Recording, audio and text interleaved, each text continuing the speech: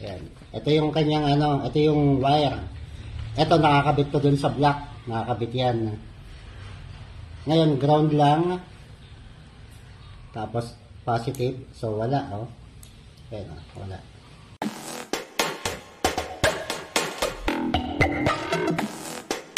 Afternoon po mga ka-G or ka-garage. Ito po, ang ginagawa ko po ngayon ay yung makina ng Vios. Ito taxi. Ngayon, general overhaul to. So, napa-under ko na siya. Ngayon, tinigil ko lang gawa na nagkaroon ng problema. Ngayon, may napansin kasi ko yung oil sending unit niya dun sa may instrument panel. Hindi gumagana. So, chinek ko ngayon yung wiring. So, okay naman. Ngayon, ang nangyari, yung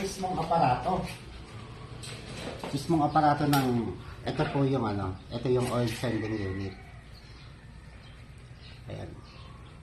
Ngayon, syempre bagong overhaul yung ating makina, nakakatakot naman na paandarin natin ng paandarin gawa ng, tapos wala tayong indicator na ganito. Ang pag-testing po ng ganito ng oil sending unit kung gumagana or hindi, ganito.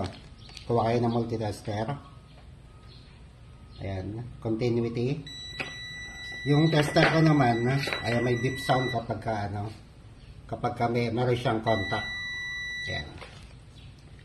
Ganito lang naman yun mga ka-G.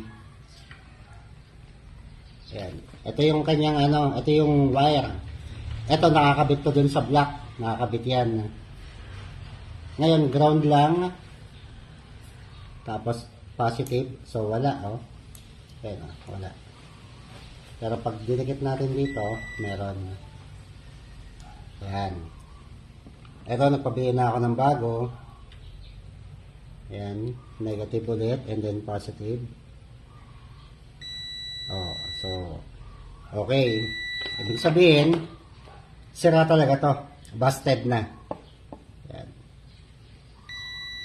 Ayun. Yun lang naman po. Share ko lang naman din yung mga basic na problem ng ating mga sasakyan. A few moments later. Naikabit ko na po yung yung oil sending unit, yung kanina. Ngayon ang update natin ngayon, halika po. I-check natin kung meron na siyang ilaw. Testingin na natin yung oil sending unit kung okay. Bale mangyari, i-on muna natin. Ayan, so meron na siyang ilaw. Yung parang kopita, kung baga tawagin, parang genie. Ito. Ayan po, yun sa may taas po nung handbrake.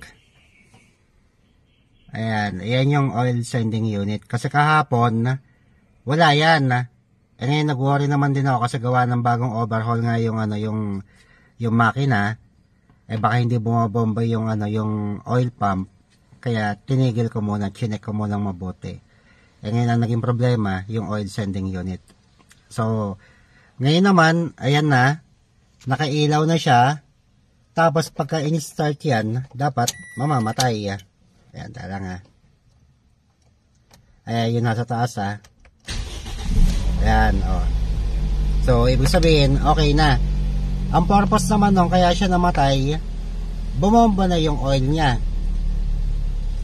Yan po. Yun lang yung idea para sa mga driver ng mga baguhan na kailangan maging aware po kayo dito sa mga sa mga sign dito sa ating cluster panel or instrument panel. Ayan. Okay, thank you.